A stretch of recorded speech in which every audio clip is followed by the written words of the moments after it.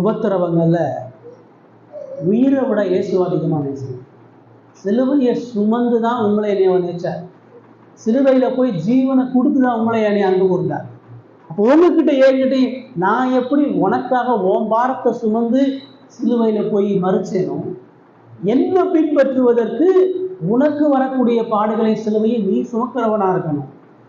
பிரச்சனையில் புலம்பக்கூடாது, பிரச்சனையில் ஓடிடக்கூடாது, பிரச்சனையில் முறுமுறுத்தக்கூடாது.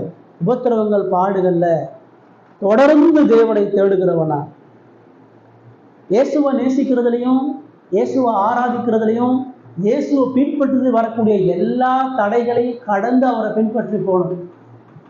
பிரச்சனை எவ்வளோ வந்தாலும் அவரை ஆராதிக்கிறது நிறுத்தக்கூடாது.